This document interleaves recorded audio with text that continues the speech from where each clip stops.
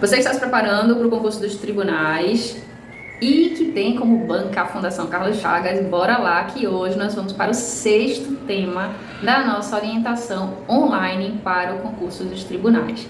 Vejam só, a banca, né, a Fundação Carlos Chagas, tem aquela pegada cultural que a gente fala aqui, só que o tema de hoje, que foi um tema que caiu pela banca em 2022, tem um alinhamento político. Certo, então é um tema muito repetido pelas bancas de concurso, porque é um tema muito atual e muito polêmico.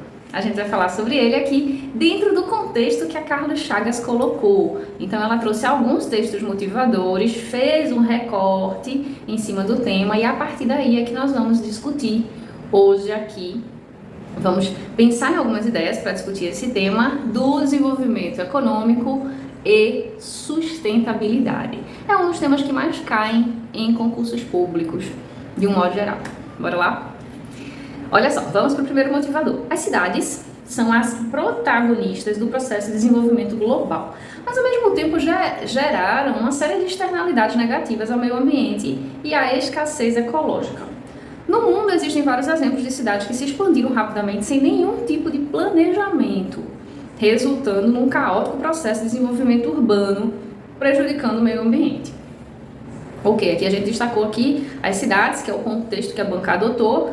No primeiro motivador, a escassez ecológica, ali o aspecto negativo, que também está proposto dentro das cidades, o caos ali, né, o caótico processo de desenvolvimento urbano, porque muitas cidades ali não têm planejamento. Então aqui a banca já mostra uma linha negativa. Vamos para o segundo motivador. Vida não é um privilégio humano, mas é uma dádiva abundante para todos os seres que coexistem junto às pessoas. Por esse motivo, toda a expressão comunitária que estimula novas responsabilidades, modifica a relação de dominação entre os seres humanos e a natureza, descoloniza os saberes e amplia variadas e diferentes cosmovisões, a fim de tornar o desenvolvimento sustentável um projeto em permanente inquietação e metamorfose, que por sua vez deve ser assegurado por instrumentos que preservem condições de exercício e reivindicação desses cenários. Então aqui a banca está colocando como foco a expressão comunitária, as responsabilidades sociais, a forma de dominação entre seres humanos e natureza, o desenvolvimento sustentável. Vamos lá para os comandos. Então, com base nos textos 1 e 2, elabore um texto dissertativo argumentativo acerca do seguinte tema: o desenvolvimento sustentável em face das mudanças climáticas. Olhem só, o desenvolvimento sustentável é um aspecto positivo, as mudanças climáticas são um aspecto negativo, considerando que as mudanças climáticas estão ocorrendo em justificativa aí do sistema econômico da gente, né? Então vamos reajustar para a gente ver como é que a gente alinha esse tema. O desenvolvimento econômico atual é um desenvolvimento nocivo à natureza. E a gente vai ver aqui por que ele é nocivo, né? E a sustentabilidade é uma filosofia de vida diferente daquela que hoje nós praticamos. Por quê? Porque para crescer, para se desenvolver, nós não precisamos e não devemos aniquilar as chances das outras pessoas que virão depois da gente sobreviverem neste planeta. Por esse motivo, existe essa coisa da responsabilidade social, esse discurso que é tão forte, que é tão importante e que a gente tem que passar a bola para a galera que vem, né? Então a gente não pode chegar aqui com tantos recursos tecnológicos que nós temos, nós não podemos pensar só em crescimento a custo da vida das espécies, da vida da natureza, das pessoas que vão vir aí com problemas climáticos sérios, né? Como o efeito estufa, que vem principalmente da produção desenfreada de CO2, né? O dióxido de carbono, que nós produzimos com tanta irresponsabilidade. Porque é importante para a natureza, o CO2 ele vai ajudar no processo de fotossíntese, mas ele em excesso acaba com a camada de ozônio. E o nosso processo de consumo de energia, de consumo de um modo geral, né, mas principalmente de energia, que consome a questão dos combustíveis fósseis, está destruindo a natureza, está destruindo o ecossistema, e é nisso que a gente precisa pensar, porque o século XXI traz como urgência esse discurso de preservar os recursos naturais para as próximas gerações. A gente não pode pensar em lucrar como as pessoas estão pensando hoje. Nós estamos em meio, né, ainda ao final de uma pandemia que nem acabou, ainda a gente nem sabe, né? Nós estamos em 2023, mas ainda ocorrem muitos casos de Covid. Nós não temos ainda a certeza de que a pandemia terminou. Ainda existem pessoas andando de máscara na rua. E o que é que nós sabemos? Sabemos que já tem aí 2 guerras dentro da pandemia. Então, enquanto a gente está lutando para que a humanidade mude a forma de destruição atual do planeta, a forma de consumo. Eu lembro que quando começou a pandemia, houve um início de conscientização com relação ao meio ambiente, porque os animais, quando os humanos ficaram presos dentro de casa, né, nós ficamos presos dentro de casa, os animais começaram a ir para a rua. Isso começou a ser filmado e as pessoas assim, meu Deus, mas olha só, uma capivara aqui no meio da rua. De onde essa capivara veio, coitada, agora? Está conseguindo chegar ali. Porque antes ela não conseguia. Aí o que acontece? Quando abriram as praias, por exemplo, as praias estavam muito piores do que antes da pandemia. Então, cadê a consciência das pessoas do lixo que elas consomem? Pelo menos isso, né? Delas guardarem o lixo ali, levarem e colocarem o lixo no lugar certo quando saem da praia. Essa consciência não existiu pós-pandemia, infelizmente.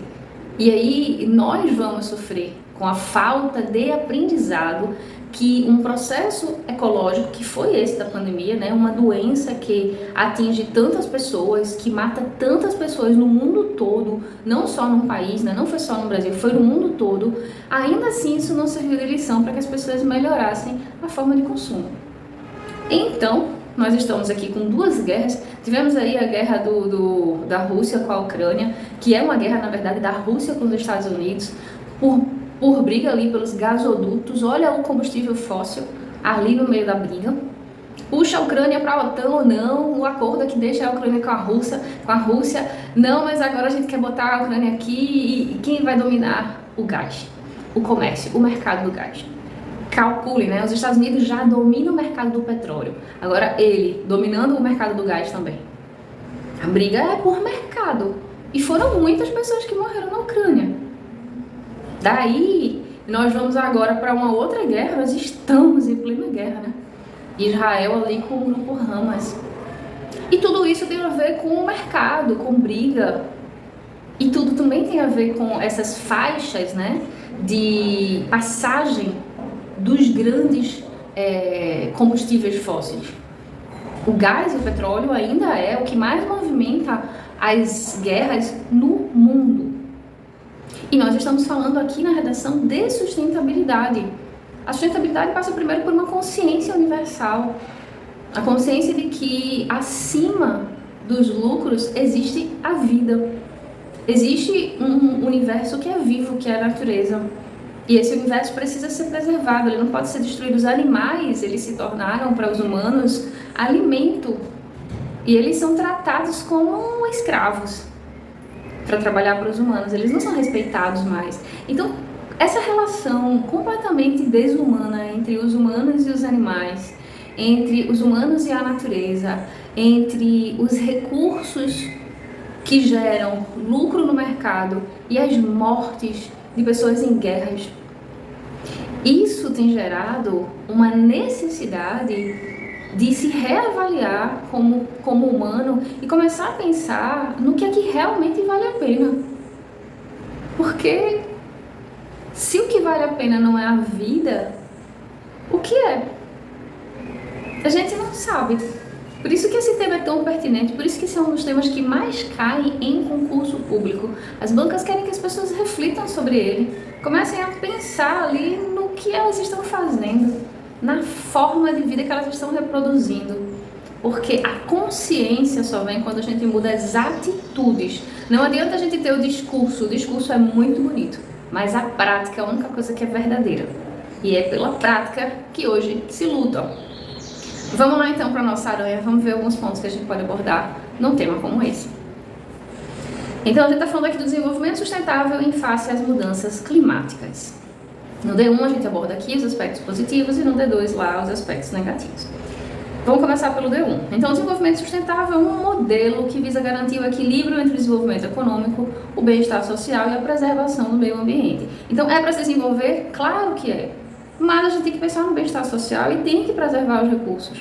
O objetivo é qual? Atender às necessidades das gerações presentes, claro, e nós temos tecnologia para atender às nossas necessidades, mas a gente não pode comprometer a capacidade de gerar riqueza das gerações futuras.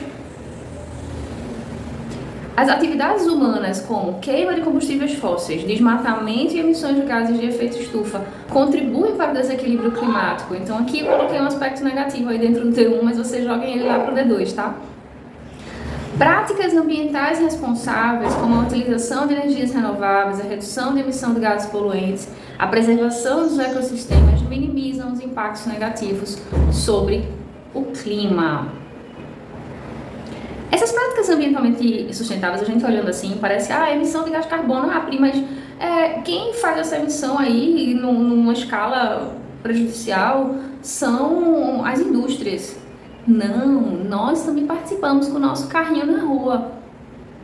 Todas as pessoas que saem de carro, principalmente aquelas famílias que têm mulher, marido, filhos, cada um com seu carro. Quanto mais carro a gente coloca na rua, mais emissão de poluentes. A gente consome no nosso carro poluentes e nós estamos contribuindo sim. A gente fica pensando às vezes, não, mas a gente não é tanto. Vejam que a gente tem uma população de muitas pessoas. E quando junta tudo, quando começou as coisas do rodízio de carros na pandemia, que alguns carros ficaram fora, o clima melhorou muito. Ficaram fora ali da rua, né? Ficaram dentro de casa, o clima melhorou demais. As pessoas começaram a se exercitar mais, sair mais de casa de bicicleta. Quando é que vão existir transportes públicos que não geram esse prejuízo aí para o ecossistema? Quando as pessoas criarem o hábito de deixar o carro em casa. Para que haja nas ruas a tranquilidade do trânsito e possa haver ali transportes alternativos, coletivos. Inclusive, que não sejam esses ônibus lotados que a gente pega, esses metrôs aí com a capacidade diminuída em relação à quantidade de pessoas. Mas tudo tem a ver com a filosofia de vida da gente, é como a gente lida com essas coisas, porque essas mudanças que são políticas e estruturais, né, principalmente, elas só acontecem quando a população primeiro se conscientiza, porque sempre é do povo para os governantes. Então o povo não aguenta mais, cria a pressão popular e aí as leis surgem. Lembrem que as leis, elas não são criadas para o povo, as leis são criadas para a elite, né? Para aquela elite econômica ali, o que a gente chama de poder econômico. As leis são criadas para elas desde que as leis existem. A gente, né, nós que fazemos parte do povo e que estamos aqui querendo uma melhoria de vida para a gente e para a comunidade de um modo geral, nós é que fazemos pressão para que as leis aconteçam. E se a gente não faz pressão, se para a gente tá tudo bem desse jeito, não vai mudar. Os países vão continuar em guerra, porque para eles é normal, para a gente é normal olhar na televisão, milhares de pessoas morrendo e a gente pensando assim, sem querer associar isso à questão dos combustíveis fósseis. Algo que já está obsoleto dentro da filosofia de vida do século XXI. É preciso que haja um corte nessa forma de lucrar, de se desenvolver. Mas essa conscientização tem que partir da gente. A conscientização nunca vai partir de quem ganha dinheiro com esses recursos. Claro. Né? Então, vamos lá. Continuando aqui. A transição para uma economia de baixo carbono é essencial para combater as mudanças climáticas, né? Então, é isso que a gente falou. A busca por novas formas de produção e consumo baseadas na eficiência energética, no uso responsável dos recursos naturais, na redução de emissões, estimula o desenvolvimento de tecnologias mais limpas e menos poluentes. Nós sabemos que já existem possibilidades até de fazer carro movido a água. Sabemos porque já teve carinha aí ganhando Nobel com esse tipo de projeto, né? Agora, por que não há investimentos nisso? Porque enquanto a indústria do petróleo e a indústria do gás dominarem o mundo, projetos que são limpos só vão começar a ser gerados quando a comunidade enormidade quando a sociedade civil se organizar e começar a pressionar os governos. A busca por novas formas de produção e de consumo vai ter que partir da gente. Com a criação de empregos verdes, investimentos em infraestrutura e promoção da educação ambiental, é possível promover o crescimento econômico de forma equitativa e garantir o acesso aos recursos naturais e serviços básicos para toda a população. Vamos então para o D2. O modelo econômico predominante, baseado em crescimento, lucro, consumo excessivo, tem gerado uma série de consequências nocivas para o meio ambiente. As mudanças climáticas têm um efeito profundo em todos os aspectos da vida humana, desde a segurança alimentar até a saúde pública. A segurança alimentar tem a ver com essa forma de consumo? Claro, nós temos aí os alimentos sendo produzidos cada vez mais processados e a saúde das pessoas está sendo completamente negligenciada para que o produto seja vendido. Então, investe-se muito no sabor artificial de um produto e numa propaganda para associar esse produto a algo bom, a valores que são valores humanos, né? Então, você pega um comercial aí de margarina e você associa ele ao valor da família. Quando você faz essa associação, você automaticamente transforma ele em algo que as pessoas querem ter dentro de casa. As pessoas querem uma família unida e por isso as pessoas querem aquela margarina específica. Essa associação está sendo desmistificada na sociedade. As pessoas estão se conscientizando de que esse marketing, essa forma de venda é nociva, faz mal para as pessoas, faz mal para a saúde. E por isso essas formas aí vão ser desvendadas cada vez mais e vão ser recriminadas. Essa é a tendência.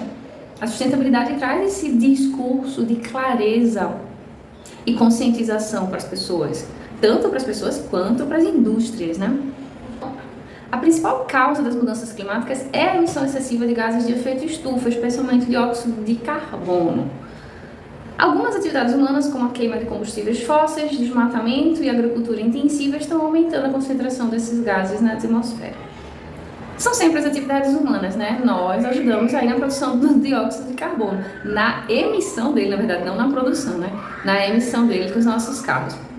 O desmatamento e a produção excessiva, sem reposição dos insumos, que é a agricultura predatória, né? Que é feita inclusive em áreas de preservação ambiental. O desmatamento que as madeireiras, por exemplo, fazem, as queimadas nas florestas, né? A abertura de áreas gigantes que são de preservação ambiental, que ajudam o ar da gente a se manter puro, né? A ser purificado, aquelas árvores e aquela mata atlântica que é tão importante para manter a saúde das pessoas, estão sendo aí devastadas.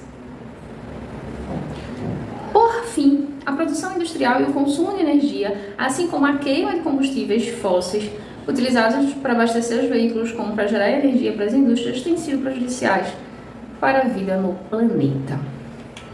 Esses são alguns pontos que a gente pode abordar no nosso texto, sempre colocando essa questão do desenvolvimento econômico associado à sustentabilidade. Hoje os discursos primam pelo quê? Você vai se desenvolver, mas você vai cuidar do meio ambiente. Tem que ser ação conjunta. Como é que a gente pode, então, resolver esse conflito? Vamos lá para a solução dos problemas. Olha só, é necessário envolvimento e comprometimento de diversos atores, como os governos, empresas, organizações não governamentais e sociedade civil. Olha aí quantas palavras-chave. Governos, empresas, organizações não governamentais, a expressão-chave, sociedade civil. 4. Eu não sublinhei, mas sublinhem aí, aproveitem que eu estou falando. A criação de políticas públicas que incentivem a adoção de práticas sustentáveis, estabelecimento de metas, compromissos internacionais, como o Acordo de Paris, que é um referente importante, tem como objetivo limitar o aumento da temperatura global e promover energias renováveis. Nós temos algumas palavras-chave importantes, que são práticas sustentáveis, estabelecimento de metas, compromissos internacionais. O Acordo de Paris, inclusive, pode ser colocado no desenvolvimento. A conscientização da população sobre a importância da preservação ambiental. A gente poderia dizer até que os estragos realizados pela população são maiores do que os estragos realizados pela indústria. Porque nós, do ponto de vista populacional, somos muitos. E se a gente observar a nossa forma de descarte, a nossa falta de educação no descarte e no consumo, se nós conseguirmos melhorar a nossa forma de descarte, se formos mais conscientes com relação a essas questões, com certeza vamos contribuir muito para a saúde do mundo, para a natureza, para o benefício aí do nosso ar, para a pureza do nosso ar. A transição para uma economia sustentável e justa requer ações coletivas, políticas públicas eficazes e uma mudança de mentalidade em relação aos padrões de produção e de consumo atuais. Então aqui nós estamos com as palavras-chave aqui, ó. Economia sustentável, expressão-chave. Ações coletivas, expressão-chave. Políticas públicas, expressão-chave. Mudança de mentalidade também, outra expressão-chave. Padrões de produção e consumo. Todas essas são palavras importantes que trazem direcionamento da ideia central da conclusão, a de que todos precisam participar. Não é dever apenas dos gestores criarem leis ou tentar aplicá-las, é também da comunidade e principalmente da comunidade, porque nós é que somos responsáveis, como a gente falou aqui um pouquinho antes, pelas leis começarem a vigorar, por elas serem editadas, produzidas, criadas. São as nossas necessidades que geram novas legislações. E por isso que a gente precisa realmente exercitar a nossa cidadania. Isto é, pressionar o poder público da forma correta, para que ele realmente entenda a necessidade e a nossa vontade de evoluir junto com o país. Fechamos aqui? Nós acabamos o nosso primeiro módulo de acompanhamento online, hoje com 6 temas voltados para a Fundação Carlos Chagas, para ajudar você que vai fazer prova de tribunais. Fechou? Eu aguardo o texto de quem está fazendo a orientação online comigo, o texto dessa semana, e a gente se vê. Tchau, tchau!